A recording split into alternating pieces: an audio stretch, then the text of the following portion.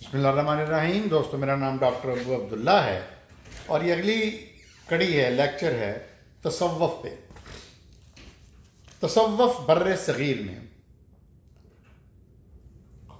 نہ صرف تصوف جو ہے نہ صرف انسانی خواہشات کو پورا کرتی تھی، بلکہ یہ خدا اور بندوں کے درمیان واسطہ اور وسیلہ کا کام بھی سر انجام دیتی تھی۔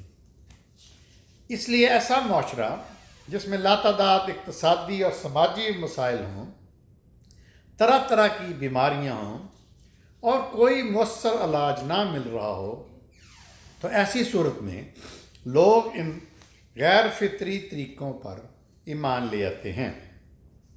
اس وجہ سے صوفیہ کی خانقاہوں میں نچلے طبقے کے عوام کے لیے مرادیں پانے والے مرکز کی حیثیت اختیار کر کے ہندوستان کے سیاسی حالات میں خانقاہ نے عوام کی ضروریات کو بھی پورا کیا، کیونکہ عوام اعلیٰ حکمران طبقے تک رسائی تو حاصل نہیں کر سکتے تھے، اور خانقاہوں میں عمرہ اور انتظامیہ کے اعلیٰ امیدوار عہدیدار بھی آتے تھے۔ اس لیے عوام جوق در جوق ان صوفیاؤں کی خانقاہوں میں جانے لگے۔ چند مثالیں: نمبر 1، شیخ رکن الدین ابو الفتح جو سہروردی سلسلے سے تھے، جب دربار جاتے تو ضرورت مندوں کی عرضیوں سے ان کی پالکی بھری ہوتی تھی۔ نمبر 2، مخدوم جہانیہ جہاں گشت اپنے مریدوں کی درخواستیں فیروز شاہ تغلق تک پہنچاتے تھے۔ نمبر 3، مغلوں کے دور میں بھی صوفیہ کی بادشاہوں تک رسائی تھی۔ اس وجہ سے صوفیہ بہت مقبول ہوئے۔ خانقاہ ایک ایسا ادارہ بن گئی تھی جس میں پیر اور صوفیہ کے ماننے والے اور عقیدت مند حکمران اور عمرہ عطیات دیا کرتے تھے۔ اس لیے خانقاہوں میں نظر، نیاز، تحفے وغیرہ کثرت سے آتی تھی۔ ہر خانقاہ میں رہائش کا بھی انتظام ہوتا تھا اور لنگر بھی جاری رہتا تھا۔ مثلا نظام الدین اولیاء کے بارے میں ہے کہ آپ کے ہاں روزانہ ہزاروں کی نظر و نیاز آتی تھی، مگر آپ اسے فوراً خرچ کر دیتے تھے۔ خود صوفیہ میں اکثر کے حکمرانوں سے تعلقات تھے، جس کی وجہ سے انہوں نے دولت مند اور خوشحال زندگی گزاری، جیسے شیخ گیسو دراز وغیرہ۔ صوفیہ نے ہمیشہ حکمران طبقوں سے مفاہمت کی اور کبھی حکومت وقت کی مخالفت نہیں کی، اور نہ ہی انہوں نے سیاسی نظام اور حکومتی اداروں میں کسی بھی تبدیلی کے لیے کوئی تحریک چلائی، بلکہ ہر ایک کو خاموشی سے تسلیم کیا۔ جس نے بھی تلوار کے زور پر تاج و تخت پر قبضہ کیا، اسے جائز حکمران تسلیم کر لیا۔ عوام کو ان کی محرومیوں کے لیے ترک دنیا، توکل، قناعت، صبر، عبادت، چلہ کشی، مراقبہ وغیرہ میں حل بتایا جاتا۔ تصوف جب ہندوستان پہنچا تو ایک خانقاہی نظام کی بنیاد پڑی، جس میں ہندوازم کے اثرات بہت ہی زیادہ تھے۔ ہندوازم میں بن باز کا تصور تھا تو تصوف میں رہبانیت کی شکل اختیار کر گیا، یعنی ہندوازم، عیسائیت، صوفیزم ایک جیسی چیزیں۔ نظام الدین کے اولیاء کے بارے میں کہا جاتا ہے کہ وہ ایک مندر میں مصروف عبادت رہے۔ ہندوستان میں مسلمان بادشاہوں نے ان کو نوازنا شروع کر دیا تو بہت سے صوفیہ نے ہندوستان کا رخ کرنا شروع کر دیا۔ ملتان، دہلی، بدایون، اجمیر ان کے مسکن بن گئے۔ یہ کاروبار اتنا مضبوط ہو گیا کہ لارڈ ڈلہوزی نے ملکہ کو ایک رپورٹ میں لکھا کہ ہندوستان پر 2 قبروں کی حکومت ہے۔ اب ہم ان صوفی بزرگوں کے حالات اور کرامات کا ذکر کرتے ہیں۔ شیخ عبد القادر جیلانی 15 سال تک عشاء سے صبح تک ایک قرآن ختم کرتے، ایک پاؤں پر کھڑے ہو کر۔ بھئی یہ کس کی سنت ہے؟ کیا نبی اکرم صلی اللہ علیہ وسلم نے یہ کیا؟ نہیں کیا۔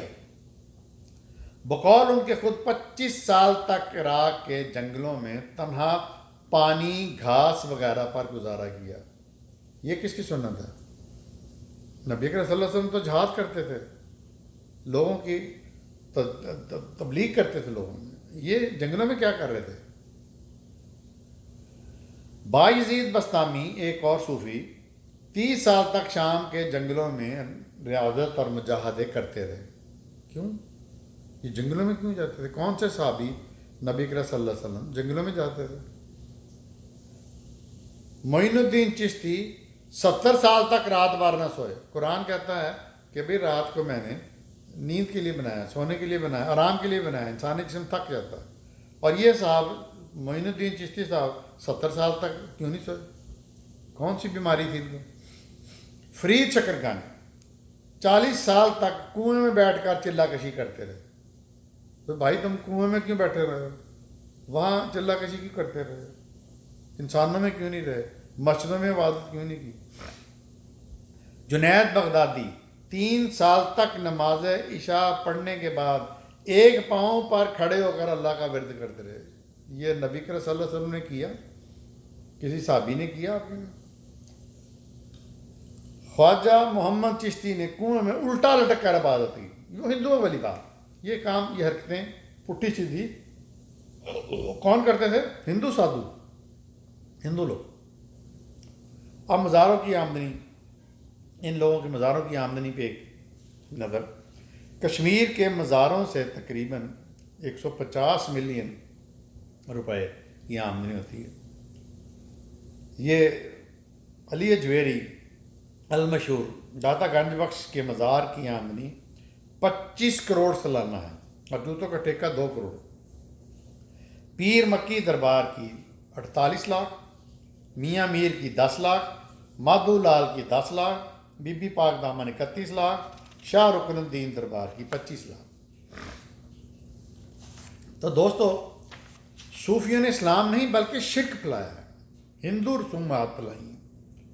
قرآن کی جگہ قوالی، نعتیں، مساجد کی جگہ خانقیں، مقبرے، آستانے کو رواج دیا۔ جیسا میں نے پہلے بھی کہا، صوفی ہر مذہب میں ہوتے ہیں، ان کا اسلام سے تعلق نہیں ہوتا۔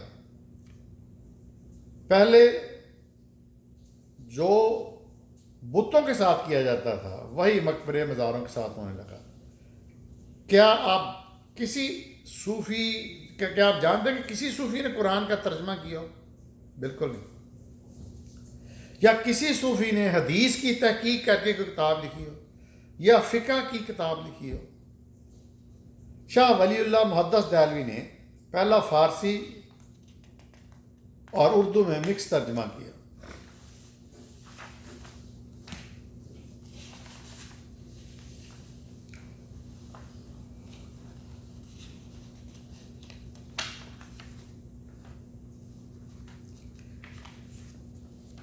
ان کی خیالات کیا ہیں کہ انسان کا اپنا نہ کوئی ارادہ ہے اور نہ اختیار۔ اس نظریے نے اہل تصوف کے نزدیک نیکی اور برائی، حلال اور حرام، اطاعت اور نافرمانی، ثواب اور عذاب، جزا اور سزا کا تصور ہی ختم کر دیا۔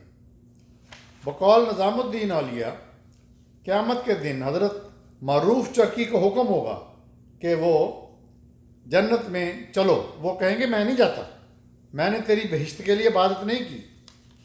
یہ کتاب ہے شریعت اور طریقت۔ رابعہ بصری، جس کو آدھا قلندر کہا جاتا ہے، نے ایک روز دائیں ہاتھ میں پانی کا پیالہ اور بائیں ہاتھ میں آگ کا انگارہ لیا اور کہا یہ جنت ہے اور یہ جہنم، اس جنت کو جہنم پر اڈیلتی ہوں تاکہ نہ رہے جنت اور نہ رہے جہنم، اور خالص اللہ کی عبادت کریں شریعت اور طریقت سے۔ کرامات صوفی کرام وحدت الوجود اور حلول کے مائل ہونے کی وجہ سے خدائی اختیارات رکھتے ہیں، اس لیے زندوں کو مار سکتے ہیں، مردوں کو زندہ کر سکتے ہیں، ہوا میں اڑ سکتے ہیں، قسمتیں بدل سکتے ہیں۔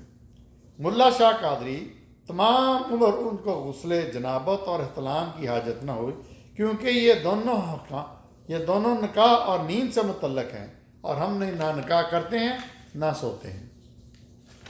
تو یہ دوستو، آج کا ہم لیکچر ختم کرتے ہیں۔ دیکھتے رہیے میرے چینل ڈاکٹر ابو عبداللہ۔